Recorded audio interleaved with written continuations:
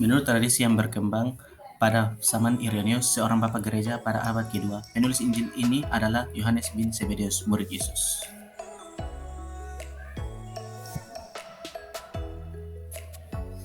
Penguatan pendapat bahwa Yohanes bin Zebedeus sebagai penulis Injil ini terdapat dalam Yohanes 21 ayat 22 sampai 23 karena ia murid yang hidup cukup lama dibandingkan Yakobus yang mati terbunuh pada 41 Masehi. Waktu penulisannya diperkirakan terjadi pada tahun 40 sampai 140 Masehi. Menurut Irenaeus, Injil ini Yohanes dituliskan di Asia Kecil, yaitu di Efesus ketika pertumbuhan gereja mulai matang dan timbul kebutuhan akan ajaran yang lebih lanjut tentang kaidah iman. Penemuan-penemuan arkeologi mengindikasikan Injil Yohanes memuat detail akurat mengenai Bait Allah di Yerusalem dan lingkungannya sebelum tahun 70 Masehi, yang mendukung bahwa Injil ini ditulis sebelum tahun 70 Masehi, yaitu ketika Bait Allah dihancurkan.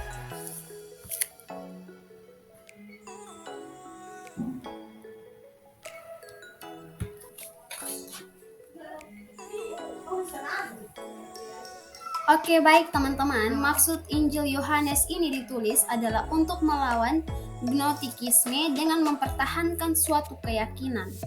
Yohanes menyatakan tujuan untuk tulisannya dalam Yohanes 20 ayat 31, yaitu supaya kamu percaya bahwa Yesuslah Mesias, Anak Allah, dan supaya kamu oleh imanmu memperoleh hidup dalam namanya.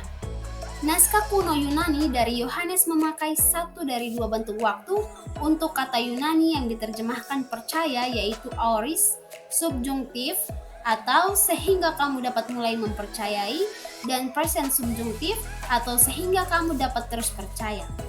Jikalau Yohanes bermaksud yang pertama, ia menulis untuk meyakinkan orang yang tidak percaya untuk percaya kepada Tuhan Yesus Kristus dan diselamatkan. Kalau yang kedua, Yohanes menulis untuk menguatkan dasar iman supaya orang percaya dapat terus percaya. Kendati pun ada ajaran palsu dan dengan demikian masuk dalam persekutuan penuh dengan Bapa dan Anak. Yang berikut teman-teman, walaupun kedua tujuan ini didukung dalam kitab Yohanes, isi dari Injil ini pada umumnya mendukung yang kedua sebagai tujuan utama Injil. Injil ini juga ditujukan bagi mereka yang memiliki minat terhadap filsafat. Kisah-kisah yang terkandung dalam Injil Yohanes juga sengaja ditulis untuk melengkapi berita tentang kehidupan dan pekerjaan Yesus yang sudah ada pada masa itu dan yang sudah dinyatakan secara tertulis di dalam Injil-Injil sinoptis. Walaupun ada pakar yang meragukan adanya ketergantungan Injil ini dengan Injil sinoptik, kebanyakan pakar menerima bahwa Injil ini memang mempunyai ketergantungan dengan Injil-Injil yang lain, paling tidak penulisnya mengetahui isi ketiga Injil yang lain. Yang berikut, pokok teologis kitab Yohanes. Injil Yohanes menekankan tentang keilahian Yesus Kristus, Anak Allah. Tidak ada Injil lain yang menekankan sifat kemanusiawian sekaligus keilahiannya dengan tegas dan jelas selain Injil ini. Yang berikut pokok teologis susunan kitab Yohanes. Kejadian-kejadian di dalam Injil ini bergerak maju mundur dengan cepat antara Galilea dan wilayahnya di dalam dan di sekitar Yerusalem. Waktu juga ditandai oleh perayaan-perayaan Yahudi tertentu. Pada dasarnya, garis besar Injil ini dapat digambarkan dalam susunan berikut ini. Yang pertama, siapakah Yesus? Itu bisa dibaca dalam kitab Yohanes 1 ayat 1 sampai 51. Yang kedua, 7 tanda Yesus.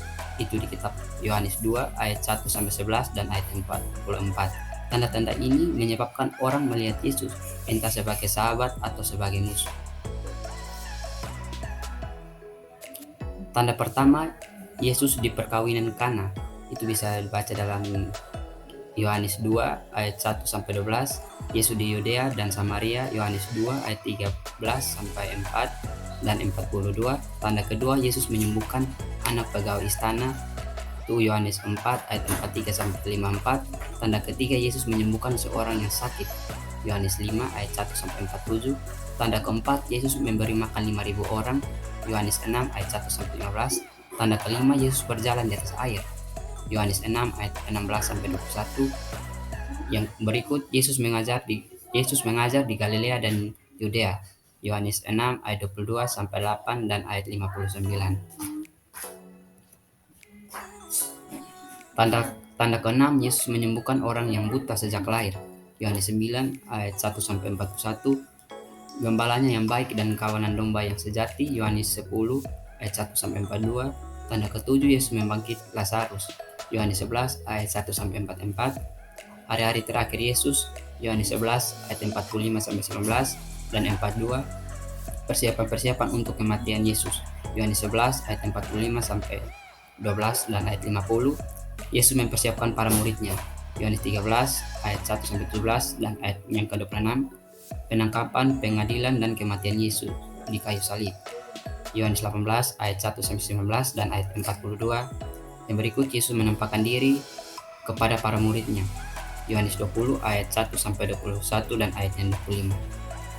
Demikianlah hasil presentasi kami. Sekian dan terima kasih. Salam.